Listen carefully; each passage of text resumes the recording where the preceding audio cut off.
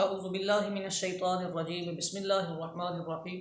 نئے سبق کے ساتھ آپ کی بارگاہ میں پھر حاضر ہیں۔ جملے کے بارے میں ہم نے آپ سے ڈسکس کیا تھا کہ جو مکمل بات ہوتی ہے، جس سے سننے والے کو پوری بات کوئی سمجھ میں آ جائے، اسے ایک جملہ کہا جاتا ہے۔ مرکب تام بھی اسی کو کہتے ہیں، جملہ بھی اسی کو کہتے ہیں۔ آج اس جملے کی اقسام ہم نے ڈسکس کرنی ہے۔ جملے کی دو قسمیں ہوتی ہیں، ایک جملہ خبریہ اور ایک جملہ انشائیہ۔ جملہ خبریہ کیا ہوتا ہے جناب یار؟ جملہ خبریہ وہ ہوتا ہے کہ جب کوئی بندہ بات کرے تو آپ بات کرنے والے کو کہہ سکیں کہ تم نے جھوٹ بولا ہے یا تم نے سچ بولا ہے، یعنی آپ قائل کو جھوٹا یا سچا بول سکیں تو اس کا مطلب اس نے جملہ خبریہ ادا کیا ہے۔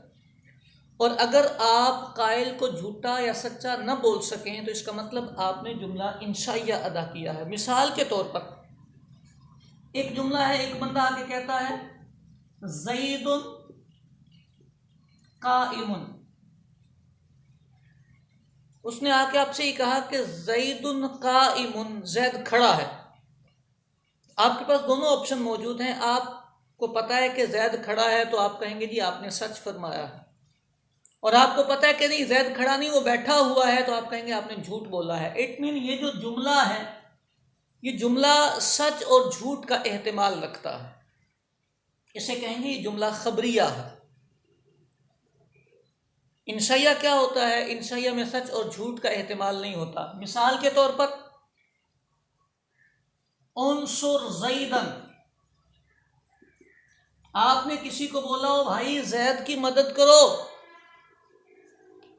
زید کی مدد کرو، آپ نے یہ جملہ بولا تو اب کوئی سامنے والا بندہ آپ کو یہ تھوڑی نہ بولے گا کہ آپ جھوٹ بول رہے ہیں یا آپ سچ بول رہے ہیں، آپ نے کوئی خبر نہیں دی۔ یہ انشاء کہلاتا ہے، جملہ انشائیہ، اس میں سچ اور جھوٹ نہیں ہوتا۔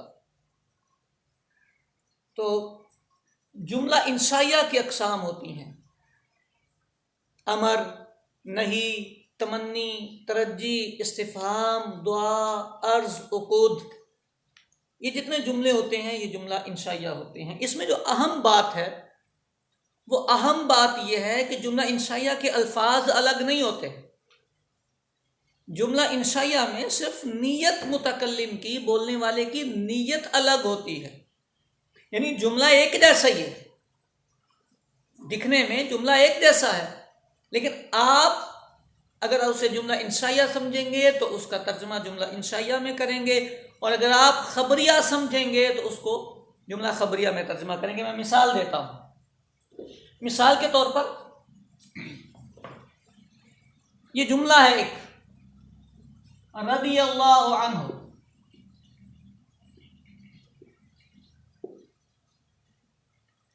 یہ فعل ماضی ہے، یہ اس کا فاعل ہے، یہ جار مجرور ہے، جملہ فعلیہ بنا ہے یہ۔ تو جملہ فعلیہ بن کے اب آپ کو یہ فیصلہ کرنا ہے کہ یہ خبریہ ہے یا انشائیہ ہے۔ اگر آپ نے اس کو دعا لیا ہے، آپ نے اس کو بنایا ہے دعا، آپ نے اس کا ترجمہ کیا اللہ ان سے راضی ہو، اللہ ان سے راضی ہو، تو یہ جملہ انشائیہ ہے۔ اور اگر آپ نے یہ خبر دی ہے کسی نیک بندے کے بارے میں، آپ کا حسن ظن ہے کہ اللہ پاک ان سے راضی ہو چکا، اللہ ان سے راضی ہو گیا ہے، تو آپ نے یہ جملہ بولا رضی اللہ عنہ، تو یہ جملہ خبریہ بنے گا۔ اب آپ اس کا ترجمہ کریں گے اللہ ان سے راضی ہوا، یعنی لفظ ایک ہیں۔ آپ نے انشائیہ لینا ہے تو انشائیہ لے لیں، خبریہ لینا ہے تو خبریہ لے لیں۔ یہی نہیں، علیہ السلام،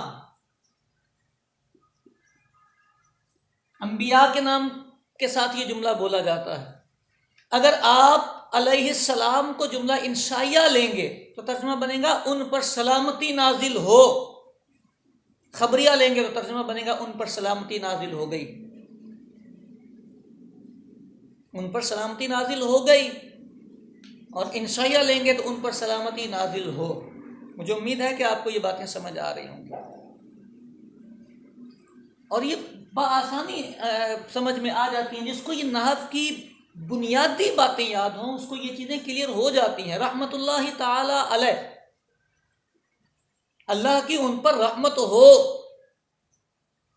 اللہ کی ان پر رحمت ہے، دونوں اس کے ترجمے ہیں۔ یہ تو آپ پہ ڈیپینڈ کرتا ہے کہ آپ نے مراد کیا لینا ہے۔